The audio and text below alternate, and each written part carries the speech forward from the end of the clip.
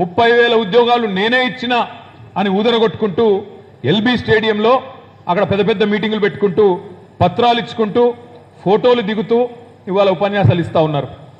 మనం చెప్పవలసిన బాధ్యత మన మీదే ఉన్నది. పిల్లలకి ఇప్పుడు పెళ్లి చేసుకొని సంసారం చేస్తే కదా పిల్లలు పుట్టేది కాదా? మరి రేవంత్ రెడ్డి గారి ప్రభుత్వం వచ్చినాక ఒక్క నోటిఫికేషన్ ఇవ్వలేదు, ఒక్క పరీక్ష పెట్టలేదు. కానీ 30,000 ఉద్యోగాలు ఇచ్చిన అబద్ధాలు చెప్తుంటే ఆ అబద్ధాల విషయాన్ని ప్రజలకు ముఖ్యంగా యువతకు చెప్పవలసిన బాధ్యత మన మీద ఉన్నదా లేదా ఒక్కసారి దయచేసి మీరు ఆలోచించాలని చెప్పి నేను కోరుతా ఉన్నా. ఈ తప్పు మనం చేసినాం. మనం ఉద్యోగాలు ఇచ్చి కూడా చెప్పుకోలేకపోయినాం, ఉద్యోగాలు ఇచ్చి కూడా పిల్లలకు చెప్పుకోలేకపోయినాం.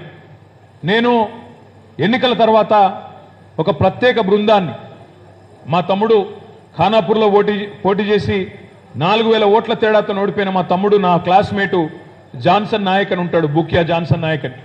ఆ తమ్ముడు నేను అడిగిన, తమ్ముడు ఏం జరిగింది అసలు, ఎందుకు తాండాలలో మనకు ఓట్లు పడలేదు, ఎందుకు గిరిజన బిడ్డలు మనం రిజర్వేషన్ 6% నుంచి 10% పెంచుకున్నాం, తాండాలు పంచాయతీలు చేసుకున్నాం, పోడు భూముల పట్టాలు ఇచ్చుకున్నాం, ఇంటింటికి తాగునీరు ఇచ్చినాము, 3 ఫేజ్ కరెంట్ ఇచ్చినాము, సేవాలాల్ జయంతిని అధికారికంగా జరుపుకున్నాము, అయినా మనకు తాండాలలో ఓట్లు పడలేదు, ఎందుకు పడలేదు తమ్ముడు అని నేను అడిగితే ఆయన ఒక 20 మంది బృందాన్ని, 20 మంది ఉస్మానియా విద్యార్థుల బృందాన్ని, పరిశోధనలు చేసే బృందాన్ని ఆయన మొత్తం ప్రతి నియోజకవర్గం దాదాపు 40-45 నియోజకవర్గాలు ఎక్కడెక్కడైతే లంబాడా సోదరులు ఉంటారో అక్కడికి ప్రత్యేకంగా పంపించి 2 నెలల పాటు సర్వే చేసి మొన్ననే రిపోర్ట్ ఇచ్చినాడు.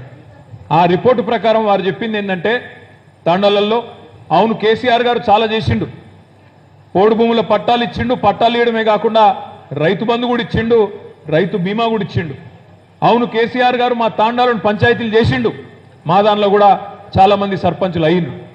అవును కేసీఆర్ గారు 6% నుంచి 10% రిజర్వేషన్ పెంచినారు, కరెక్టే, ఇవన్నీ జరిగినాయి, వాస్తవమే. 3 ఫేజ్ కరెంట్ వచ్చింది, రోడ్లు వచ్చినాయి, సేవాలాల్ జయంతి జరిగింది, ఇవన్నీ కరెక్టే.